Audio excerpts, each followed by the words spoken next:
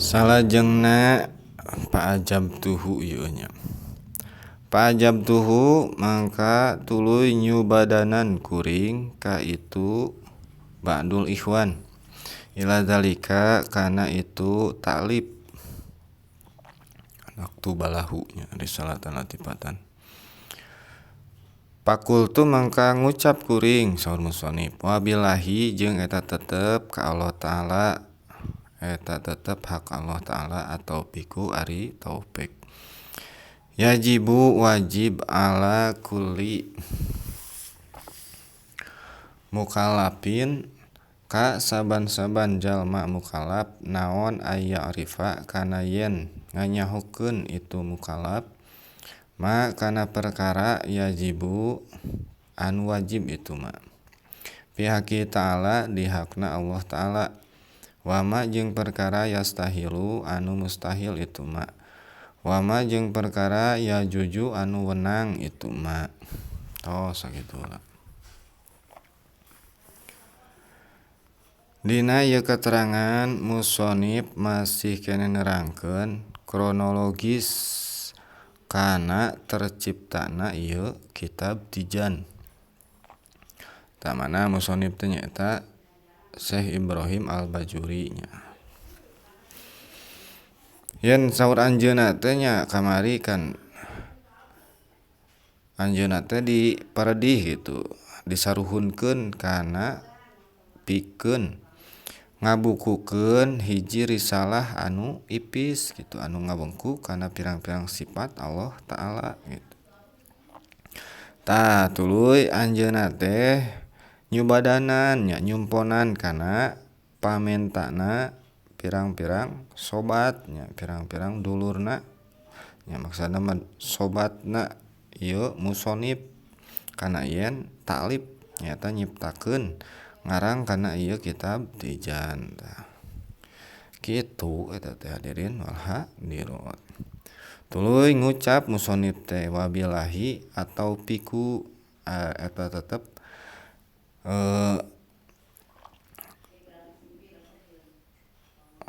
eta tetep hak Allah Ta'ala atau piku ari taufik. Tah tuluy naon ari ngaran taufik? Tah di dieu di tengahna nya nyaeta atau piku ae kholqu taati ngadamel kana taat kana patuh kana taat. Anu lengkapna mah ieu dina kitab Tauhid Nusajen nya.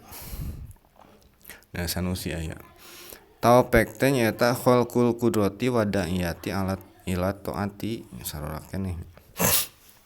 Ngadamelna Allah Ta'ala kana kawasa pi anu ngajak-ngajak kana taat ka Allah Ta'ala gitu. Taat kana ibadah kan ari aya paribasa ge nya taufik dan hidayah gitu. Lain taufik hidayat gitu nya si taufik hidayat tukang badminton. Tapi taufik ari tah ieu ngaran taufik teh nyaeta ngadamel kana taat ngadamel kana kawasa anu ngajak kana taat ka Allah Ta'ala gitu, kana taat kana ibadah ka Allah Ta'ala. Tuluy ari hidayah mah nyaeta pituduh Allah, jadi nuduhkeun Allah Ta'ala teh kana kaalusan dituduhkeun ta eta ngaran taufik. Yajibu ala kulli mukallafin. Tah di dieu wajib di dieu mah kan dina wajib teh nya aya wajib akli tuluy aya wajib syar'i. Tah lamun yajibu ala mukallafin eta di dieu wajib syar'i. Anu mana nyaeta wajib syar'i mah kaunu syai'i bihaitsu yusabu ala fa'lihi wa yu'aqabu ala tarkihi atawa ma yusabu ala fa'lihi wala wa yu'aqabu ala tarkihi. Satiap perkara anu bakal diganjar upama dipigawena jeung bakal wa yuqabu jeung bakal disiksa saupama ditinggalkeunana teh eta wajib ceuk syar'i. Tah beda jeung wajib aya wajib aqli nya eta wajib aqli mah teh ieu.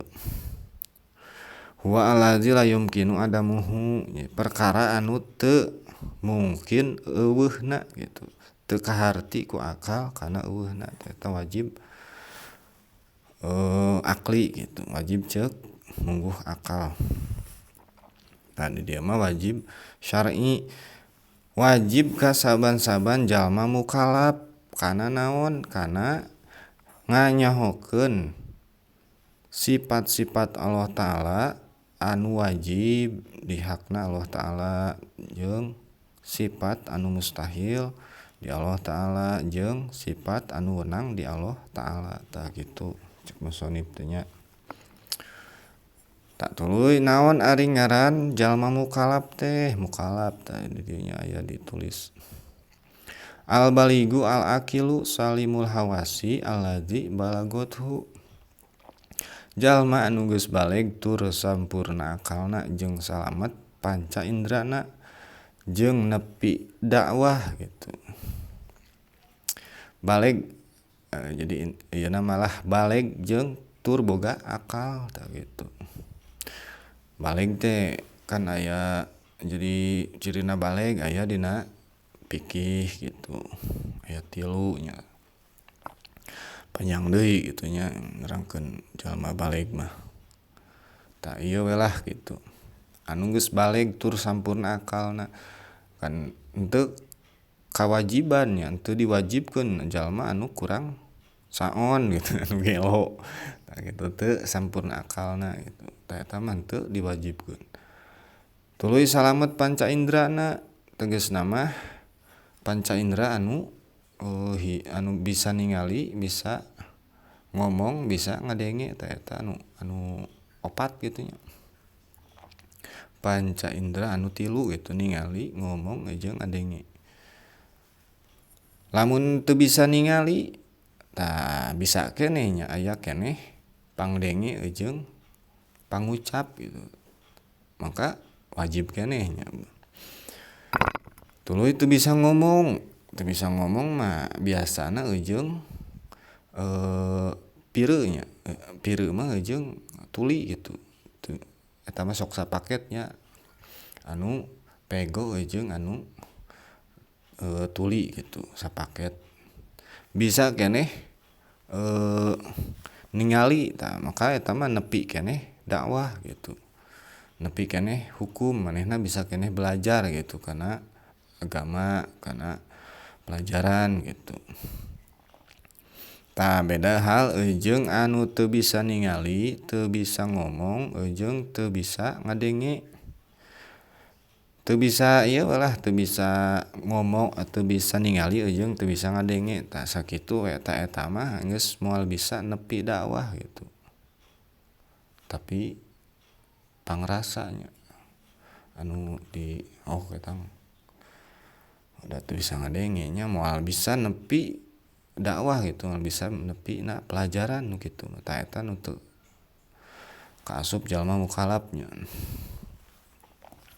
Tah eta tah yajibu pihaki ta'ala tah ieu sifat anu wajib di hakna Allah Ta'ala tah ieu.